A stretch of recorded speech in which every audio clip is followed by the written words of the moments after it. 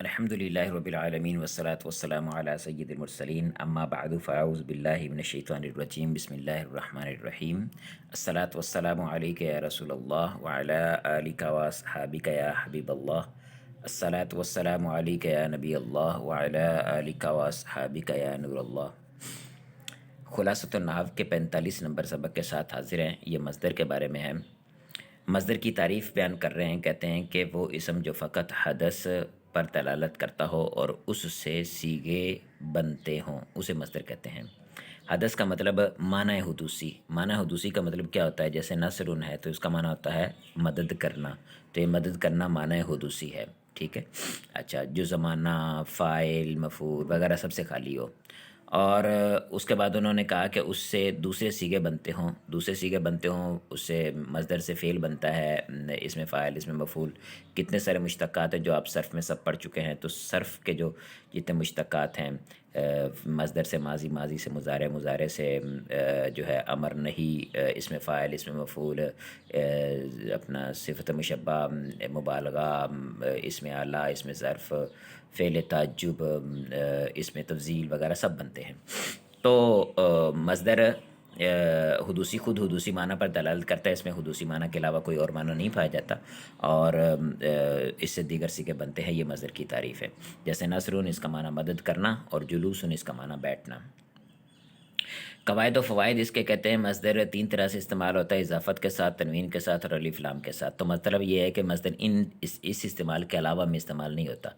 اضافت کے ساتھ استعمال ہونے کا مطلب یہ ہے کہ مصدر مضاف ہوگا اور آگے مضاف الیہ، اس کا فاعل بھی ہو سکتا ہے، مفعول بھی ہو سکتا ہے، ٹھیک ہے۔ اور تنوین کے ساتھ استعمال ہونے کا مطلب یہ ہے کہ یہ تنوین کے ساتھ آئے گا، اس کے بعد اس کا فاعل یا مفعول آئے گا۔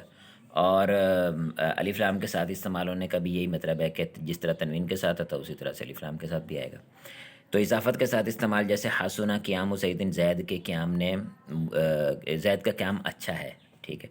اب یہاں پر قیام زید، قیام مصدر ہے جس کی اضافت زید کی طرف ہو رہی ہے، تو یہاں پر اضافت کے طور پر استعمال ہو رہا ہے۔ تنوین کے ساتھ استعمال ہونے کی مثال، جیسے حسنہ قیام زید، اب یہاں پر اضافت نہیں ہے تو قیام ہو گیا، تنوین آ گئی، اور زید مضاف الیہ نہیں ہے، اس کا فاعل تو وہ بھی حالت رفعی میں آ گیا، لفظ حالت رفعی میں آ گیا۔ اس میں الف لام کے ساتھ، جیسے حسن القیام زید، اب الف لام کے ساتھ آ گیا تو اب الف لام کے ساتھ بھی اس پہ اضافت نہیں ہو سکتی، اور تنوین بھی چلی جائے گی کیونکہ الف لام آ گیا، اور زید جو ہے وہ حالت رفعی میں، اس کے بعد اس کا فاعل آ رہا ہے۔ کہتے ہیں کہ فعل لازم کا مصدر فعل لازم کی طرح، اور فعل متعدی کا مصدر فعل متعدی کی طرح عمل کرتا ہے۔ یعنی فعل لازم جو ہوتا ہے وہ اپنے فاعل کو رفع دیتا ہے، اور بقیہ اس کا مفعول ما ہوا آ سکتا ہے، مفعول لہو آ سکتا ہے، مفعول مطلق آ سکتا ہے، مفعول جو ہے فیہی آ سکتا ہے، لیکن مفعول بھی نہیں آ سکتا۔ لیکن جو فعل متعدی ہے، فعل متعدی کا فاعل کے ساتھ ساتھ مفعول بھی آ سکتا ہے، جس کو وہ نصب دیتا ہے۔ وہ ایک مفعول بھی ہو سکتا ہے، دو بھی ہو سکتے ہیں، تین بھی ہو سکتے ہیں۔ متعدی بیک مفعول، متعدی دو مفعول، متعدی بسے مفعول، یہ ہم مفعول بھی کی بحث میں پڑھ چکے ہیں، متعدی کی بحث میں۔ شاید متعدی کی بحث شاید آگے آئے، لیکن بہرحال ہم یہ بات میں پیچھے کر چکا ہوں جب ہم نے مفعول بھی کا سبق پڑھا تھا۔ تو حسنہ ذہاب زید، اب ذہب یذهب ذہاب مصدر اس کا آتا ہے، تو یہ جاننا، ذہابہ گیا وہ ایک مرد، تو یہ لازم ہے، تو اس کا فاعل ہی آئے گا، مفعول نہیں آئے گا۔ لیکن حسنہ تعلیم زید بکرن، تو علم یعلم تعلیم، یہ متعدی ہوتا ہے، پڑھانا، ٹھیک ہے۔ تو یہاں پر علم یعلم تعلیم، زید جو اس کا فاعل بن جائے گا، اور بکر اس کا مفعول بھی بن جائے گا۔ اس کے بعد اضافت والی صورت تو بیان کر رہے ہیں، کہتے ہیں مصدر فاعل یا مفعول کی طرف مضاف ہو تو فاعل یا مفعول لفظاً مجرور ہوگا، لفظاً مجرور ہوگا، لیکن محلاً وہ مرفوع ہوگا، یعنی اس کا مقام رفع کا ہوگا، لیکن لفظاً وہ مجرور ہوگا اضافت کی وجہ سے۔ اس میں لفظاً ہم تلفظ کے اعتبار سے جر پڑیں گے۔ مثال جیسے حسن اکرام زید بکرن، اب اس مثال کے اندر جو ہے اکرام مصدر ہے جو زید کی طرف مضاف ہو رہا ہے۔ اب زید لفظی طور پر تو حالت جری میں ہے، تو لفظی طور پر حالت جری میں محلاً یہ کیا ہے، حالت رفعی میں ہے یا حالت نصبی میں ہے، کیونکہ یہ فاعل بھی ہو سکتا ہے، مفعول بھی ہو سکتا ہے۔ تو آگے بکرن حالت نصبی میں ہے، تو بکرن نے بتا دیا کہ مفعول تو بکر ہے، تو پھر زید جو ہے لا محالہ وہ اس کا فاعل ہوگا، تو یہ حقیقت میں اس کا فاعل تھا۔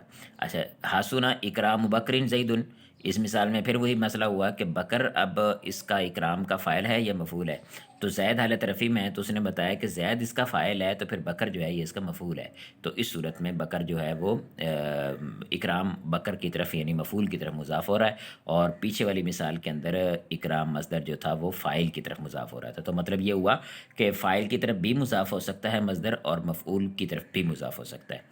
اس کے بعد کہہ رہے ہیں کہ مصدر کا فاعل یا مفعول بھی کبھی معزوف بھی ہوتا ہے. ٹھیک ہے، جس طرح سے دیگر فعل وغیرہ ہوتے ہیں تو وہاں پر بھی فاعل یا مفعول بھی معزوف ہو جاتا ہے، تو اس طرح سے یہاں بھی معزوف ہو جاتا ہے. لیکن وہاں پر فعل معروف کا فاعل معزوف نہیں ہو سکتا، فعل مجہول کا فاعل معزوف کر کے اس کی جگہ پہ اس کے قائم مقام ہم مفعول بھی کو لے کے آتے ہیں، تو اس طرح سے ہوتا ہے. لیکن فعل معروف کا نہیں ہوتا. لیکن یہاں اس کا فعل معروف کا ہی مصدر فعل معروف کے طور پر ہی استعمال ہوتا ہے، تو اس وجہ سے ان کا جو فاعل ہے وہ بھی معزوف ہو سکتا ہے. مثال دے رہے ہیں، جیسے پہلے فاعل کے معزوف ہونے کی مثال دے رہے ہیں، اکل رمان، انار کا کھانا. اب انار کو کوئی اور بندہ کھائے گا تو انار اس کا مفعول ہوگا، تو مفعول کی طرف اضافت ہو رہی ہے، مفعول موجود ہے لیکن فاعل موجود نہیں ہے، تو فاعل یہاں پہ معزوف ہے. اسی طرح سے اچھا اس کا فاعل معزوف ہوتا ہے، مستتر نہیں ہوتا.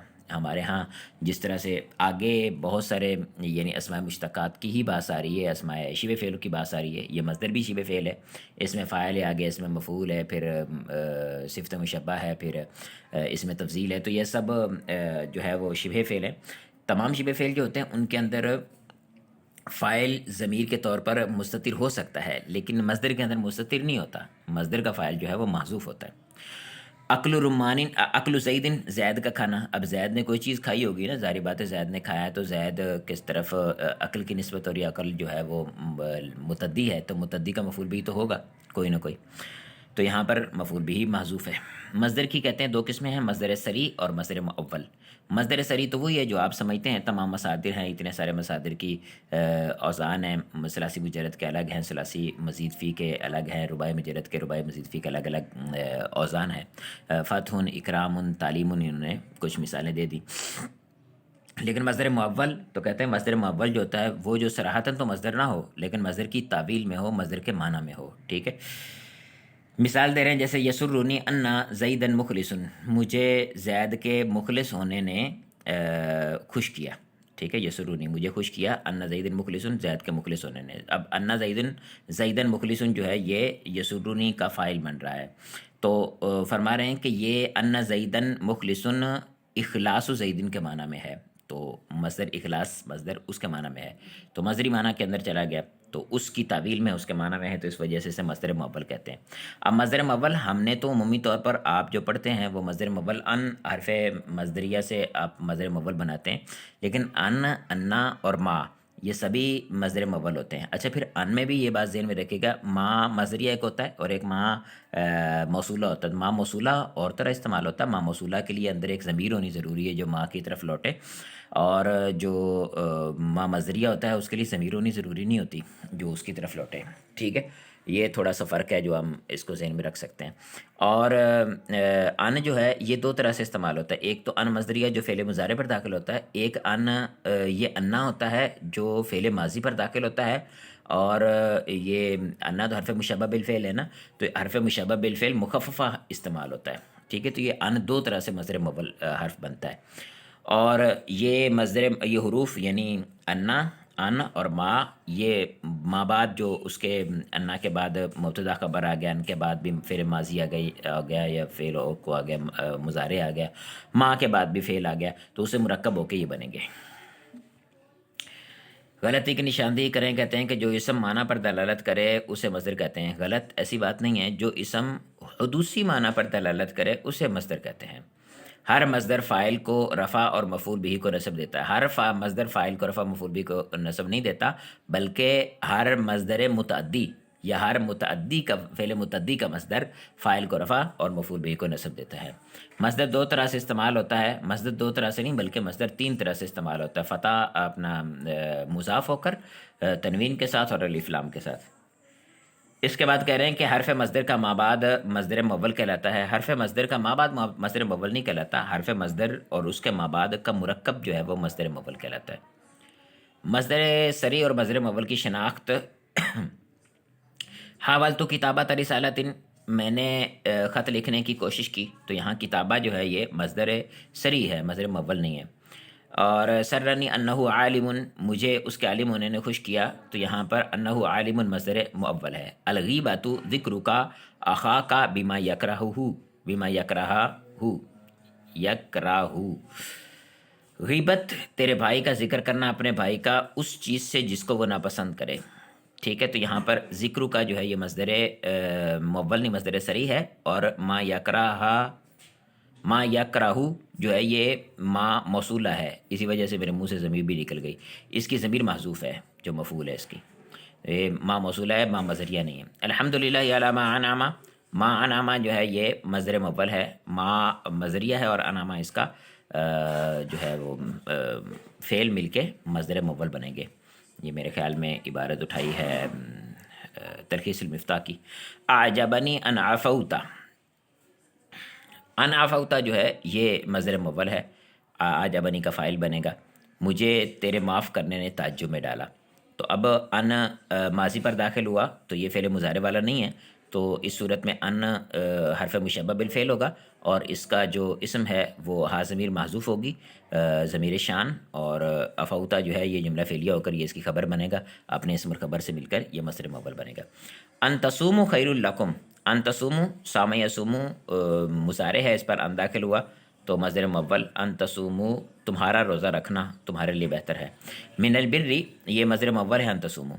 من البر ان تکف لسانک، یہاں پر بھی ان تکف لسانک جو ہے یہ تکفہ فعل ہے، اور تکف لسانک جملہ اس پہ ان داخل ہوا، مصدر مول ہوا، تو یہ مبتدا مؤخر، اور من البر جو ہے یہ خبر مقدم بنے گا. کسی قسم کا سوال ہو اور کسی قسم کا کوئی مشورہ ہو تو واٹس اپ نمبر ڈسکرپشن میں موجود ہے، اس پہ آپ رابطہ کر سکتے ہیں. السلام علیکم ورحمۃ اللہ وبرکاتہ.